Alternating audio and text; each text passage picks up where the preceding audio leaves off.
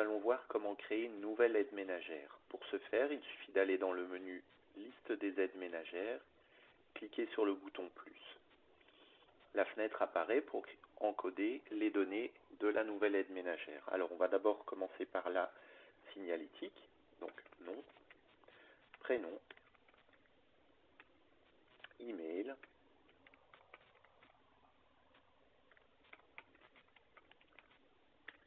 le GSM,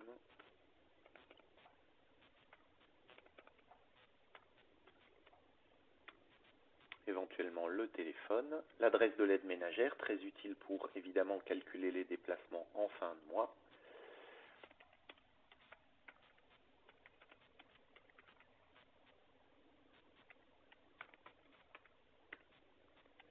le code postal.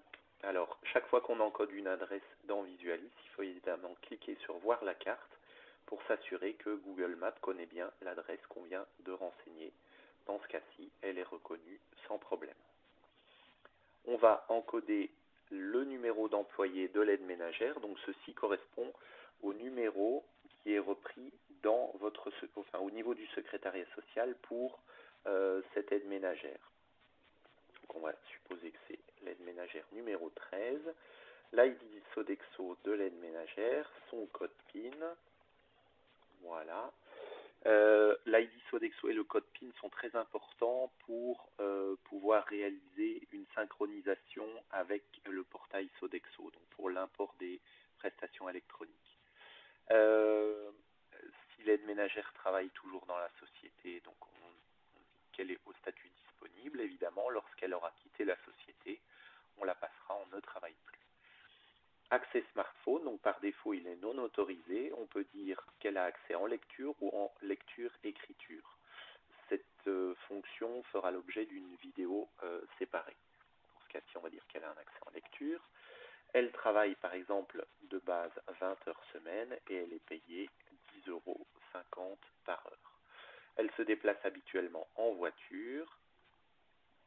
La zone forfait frais de déplacement est utilisée dans le cas où vous ne voulez pas calculer réellement les kilomètres parcourus, mais attribuer donc un forfait constant chaque mois.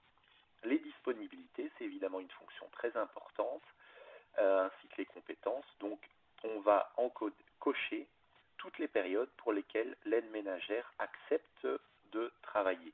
Ce qui ne veut pas dire que vous lui fournissez du travail pour toutes ces périodes-là, mais en tout cas, dans ce cas-ci, l'aide ménagère sera disponible tous les matins et les après-midi uniquement le lundi, le mardi et le jeudi, et elle ne désire pas travailler le samedi. Si vous attribuez une prestation à cette aide ménagère-là durant ces périodes, par exemple un mercredi après-midi, le programme va vous signaler que ceci peut être potentiellement un problème, mais vous pourrez passer au-dessus de cet avertissement. Les compétences, donc on va dire que c'est une aide ménagère qui peut faire la lessive, les courses, les petits travaux de couture, mais qui, supposons, n'aime pas repasser ni préparer les repas.